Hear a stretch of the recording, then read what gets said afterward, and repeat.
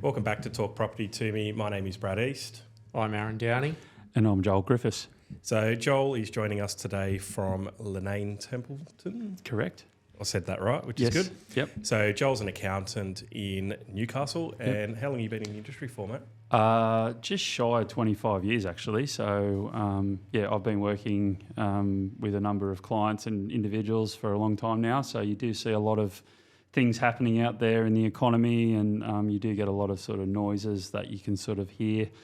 I just wanted to jump on today and have a bit of a discussion about things and see where we get to. Yeah. So obviously this week there's been a lot of news around the economy or the state of the economy with the inflation figures versus, I guess, disposable income and productivity in the overall. So that's what we're going to talk about today is, are we actually in recession and it's being masked by government spending, or would there be a benefit of further rate increases? Yeah, so there's a lot of noise out there at the moment. I'm sure our listeners have actually seen a lot of the articles that a lot of the media have put out only in the last sort of 24 to 48 hours, where the government are forecasting, they were actually sort of saying that there was actually some economic growth in the June quarter. It was only quite small. I think 0.2, I think. Yes, it was. But a lot of the economists and are sort of saying, well, look, yes, but it has been fueled by a lot of government spending in that quarter. I believe that it was up over around 11% more in that quarter. So the government have actually spent money to try and keep the economy cooking along. Yeah. But is that the main thing keeping the government going at the moment, in your opinion? It's hard to say, but I feel like there's a lot of political sort of moves going on here at the moment in respect to, we've got an election next year. The government still want to be sort of continually delivering sort of good news. But when you sort of go down and go through all the analytics of what's happening in the economy, it might not necessarily be the case. Yeah, so I think one of the things that, if you look at some of those groupings for the inflation as well, one of the biggest is still rent, and rent, in my opinion, is linked to high interest rates. So, yes. If rates keep going up, landlords are always going to put their rent up. So it's sort of, that's kind of something that can't be avoided. No, and that sort of comes down to demand and supply. It's simple economics theory, really. If you've got less supply in the market, then the landlords are going to put the rents up. Yeah, and people can't afford to buy a home because the interest rates are so high. That's so why then they're going to rent. That's right, and that's why there's so many more people out there looking to rent as opposed to buy. You look at that figure; it's 6.9% year on year. So in that 12 months, you take that out, then what does that average drop to? It drops a lot. The other one that is quite high, which I think is still in the fives, has dropped a little bit because the government just gave them a few $1 billion, but the utilities, Yes. that's another one that is really high at the moment, which again, in my opinion, taking money out of households won't change that inflation figure. No, because when you look at the things like utilities, people are still needing to spend money. It's not necessarily a discretionary spend because you've still got to turn the lights on at home. You've still got to use the washing machine and those sorts of things. So it's something it's more of an essential spend for households as opposed to a discretionary spend like, going out to the pub or going to a restaurant and things like that. Holidays, yeah. I was talking to a client the other day and they've got the solar panels and all that set up and 5 years ago their power bills were next to zero. Now they're paying about $900 a quarter with the solar panels.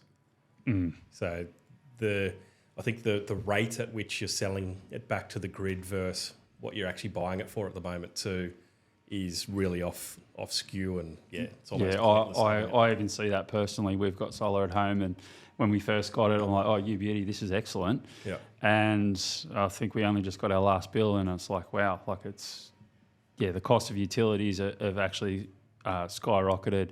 The government trying to sort of, is it $300? Which, in my opinion, they're just going to increase keep increasing the cost, the tariffs over the next 12 months, and then they've just been given $3 billion for nothing. You know, so they can't keep sending it back to the grid, so that's the problem. No, so you know, I think you talked about it earlier before the podcast. I think it's government policy that's really letting things down at the moment, and that government spending. But have you got the figures there for the household spending or household disposable incomes? I do, and it shows a comparison of all the sort of OECD countries. And the source it was something from Michael Reid at AFR. So it's quite a good chart. It does actually show that Australia is lagging behind the rest of the OECD countries in respect to the real-time gross household disposable income per capita. So that sort of, to me, is just saying that obviously monetary policy has been hitting households very hard, and because there's not as much money floating around on a month or a week or a quarterly basis for Australian households to go and sort of spend on the things that they like to spend on. So since March 2022, the level of that disposable income per capita has actually reduced by 8%. Across Australian households. So whereas you look at some of the other countries, the US, they're up 3.1%. The best performer on the chart is Hungary, which is 9.6%. So that's a massive jump. So yes, I think monetary policy has really sort of hurt the sort of the households. There's not as much money out there to spend. But we've still got an inflation problem. So it sort of defies economic textbooks for mine. You look at the other side of things and you go, well, it's got to be a fiscal thing, which comes down to your comments about government spending. Yeah, so that's the difference between the two, the monetary and fiscal, one's household and one's government. So that is pretty clear then, isn't it? If households have got no money, yet inflation figures are going up, that would indicate that most of the inflation figures then would be coming from government spending. But that's a pretty good assumption to make. According to the AFR article that came out yesterday, I think they're calling the government spending both a help and a hinder to the economy at the moment. Yeah, it's basically the only thing that's keeping it in the positive, but at the same time, it's the only thing, because it is in the positive, that's keeping the interest rates high. That's right, and you look at it from a pure positive perspective, but you need to factor in, as we said, the income per capita. So got to look at your GDP per capita. Since the COVID times have sort of ended, and people have returned to Australia, population's actually increased quite significantly. The increase in the population that we've actually had versus the actual GDP that we've achieved is actually not commensurate with each other. So we're actually been going backwards on a per capita basis. Yeah. Which the media do tend to fail to look at or tell people about. So, so unless you sort of really drill into things, you're kind of none the wiser. Yeah. So I guess that brings us on to the rates. You know, the RBA has been sort of, I guess, putting scare tactics out there for quite a while now, talking about they're going to put the rates up again. We've seen it quite clearly over the last 12 months how much they've put them up and how little effect it actually had on the inflation figures. Now, do you think going up again is something that's going to happen? It's very hard to say. It's not outside the realms of possibility, but it's almost like it changes every week. A couple of weeks ago, we had the US share market sort of tank, and then we had all the noises about, okay, now we're going to see a bit of hurt, and it may actually force the RBA to actually reduce rates. But then we saw a recovery pretty quickly, so that sort of notion got parked. It's very hard to say whether or not we will see another rate rise. I hope we don't. Yeah. I think out of the big fours, I think 2 or 3 of them are now predicting November. Yeah. So that's come back from, I think it was February. Yeah, okay. So they're all starting to bring it back a few months, which is good. Yeah, and this would probably be more of a question for you. Are you sort of seeing any movement in the fixed rates? Correct. Right. They've all dropped in the last week. So they're anticipating a reduction. So that's the old bait and switch sort of technique that the banks do in these situations. It is always a good indication of what the market's about to do, and we saw that during the tail end of COVID when all the fixed rates started going up, and then the variables went up not long after that. Banks, let's be clear, banks are not in the business of doing you a favour. So if they're locking people in now at 5.5% for 3 years, they're predicting it's going to go a lot lower than that. It's as simple as that. Yeah. Obviously, each person has their individual, needs and whatever for fixed rates, but I would only usually ever recommend someone goes into a fixed rate if you believe it's never going to go lower than that rate. So during COVID, I personally was on 1.99 for 3 years, and then I jumped to 6.5, which is great. That would have been nice. Yeah, 1.99 for 3 years was great. That was a good example of I don't think it's ever going to go lower. And I was recommending people lock in at, I think it was when it got down to 2.5%, because we were like, it's not going to go any lower. Which is still very cheap money, isn't it? Well, in hindsight, 100%. I had one client that locked in at 5 years at 3% when they were 1.99, and she's still on that 3%. It's laughing. Wow. Yeah. That's I awesome. think at that time, though, I was kind of a bit like, well, what are you doing? We'd all love the crystal ball, wouldn't Correct. we? Yes. She must have had one because Yes. she's stoked. She thinks she's literally got until 2027. 2027 or something. So by the time she comes out of that period, it's all going to be over. It'll all be over. Yeah.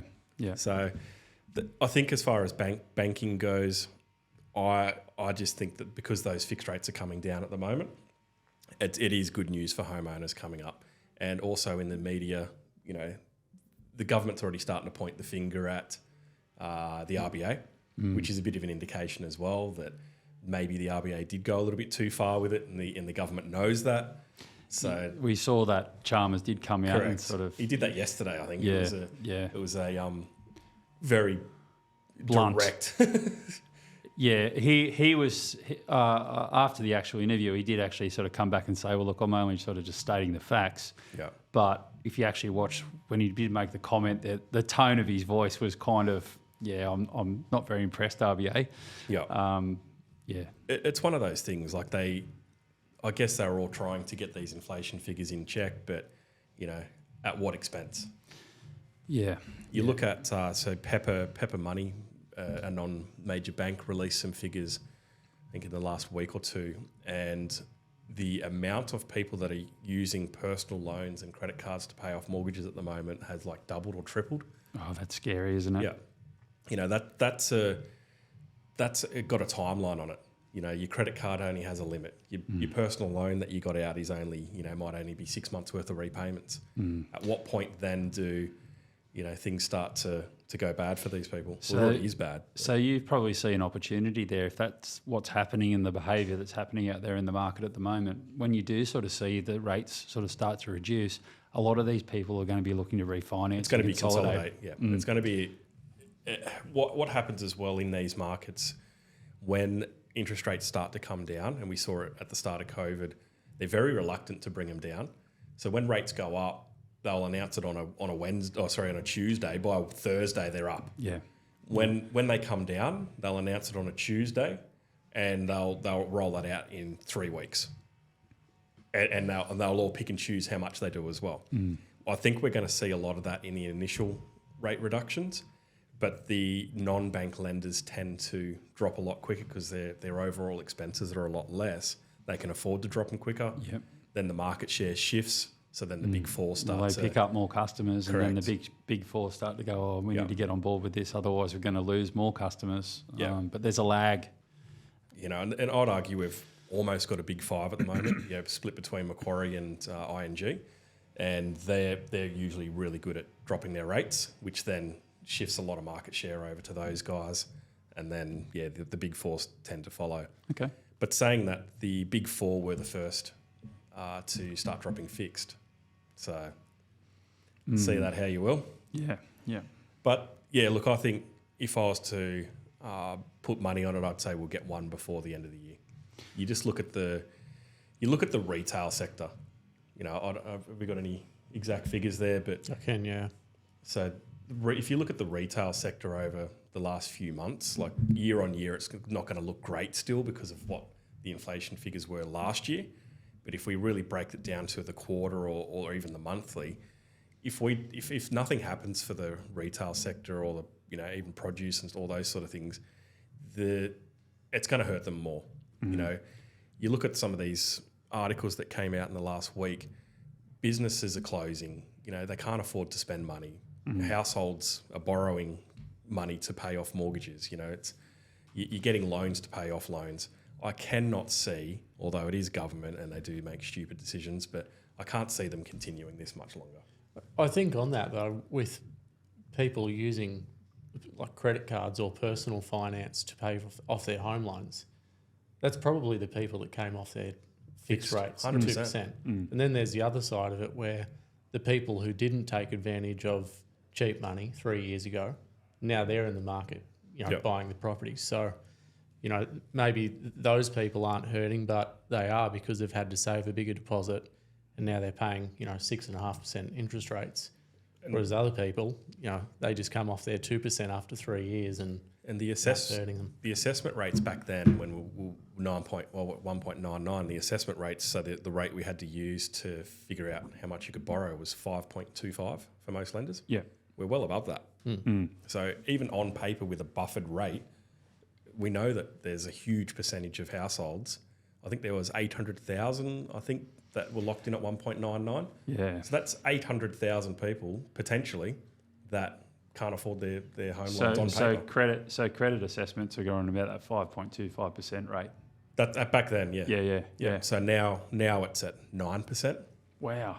Well, it's 3% buffer. Yeah. So that is something as well, I guess, going off a little bit off topic at the moment, but there's a Senate inquiry that's just started, which is about to kick off in the next few weeks, which is going to look at the assessment rates. So that could be something to keep an eye out as well. So basically they're talking about lowering assessment rates for first home buyers. Didn't I see recently the CBA and Macquarie do a 1% assessment rate? They're doing them for refinance. Okay. Yeah, so it's a 1% 1% assessment rate for refinance, dollar for dollar, no increase, and has to be the same loan type. Yeah. You can't go from P&I to interest only and vice versa, and same or greater loan term. The repayments has to be less, basically. Okay. Yeah. So if your repayments are less, basically, they'll use the 1% buffer, which is a huge amount in most cases. So that's in respect to like debt consolidation and all sorts of things, or just like for dollar like for dollar. Dollar for dollar. Yeah. Pay off your personal loans and credit cards. Oh yeah. So they probably will pick up a bit of business in that space if the other banks are lagging.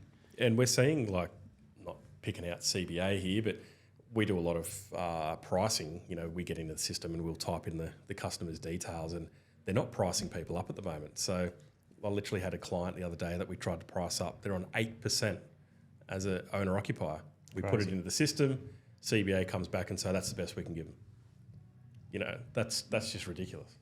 So in that situation, that's a prime candidate for the dollar for dollar.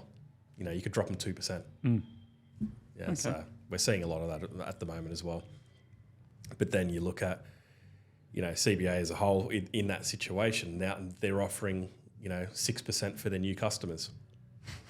I don't get the theory behind all of this, but yeah, there's some lenders are brilliant at their pricing at the moment.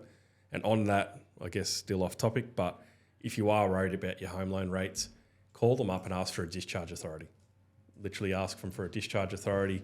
They will then put you onto their retention team, because that's like the gun to the head moment, and you'll get their best rate at that point. And if that still is at 8%, then look at your other options. So overall, I think if we break down all those figures, in my opinion, not sure what yours is, but my opinion is that the only thing keeping the economy afloat at the moment is government spending. Mm-hmm. And maybe that government spending is in place to make themselves look good so that the economy isn't buckled for the election next year. Yes. You know, and you look back historically, Labor governments have always been accused of buckling economies. So, you know, are they just shoveling money into the economy to, you know, keep it afloat for next year? I don't know. I don't want to. Sorry. No, go for it. I was just thinking, like, if they're shoveling money into the economy, they need to do it in a way that is productive. Yeah. Because that will actually, if you're fueling economies with unproductive money, you're still not going to have a problem with inflation. No. So yeah, let's hope that if they're going to continue these practices, then they're looking at sort of your infrastructure projects and things like that to try and keep things humming along. Yeah, and I think you mentioned it earlier, the amount of, I think the borrowing interest rate that they're getting at the moment is... Yeah, it's high. Very high. Because I think the Australian government credit rating since the COVID times has actually been squashed a bit. So I think their access to money is a lot more expensive now than what it was sort of, 4 or 5 years ago. Yeah, so they're borrowing a lot of money to, borrowing money to fuel the economy. Mm-hmm. But that's it for today, unless you've got any other figures that you want to jump in. No. So that's it for today. Thanks for joining. Thank you for having me.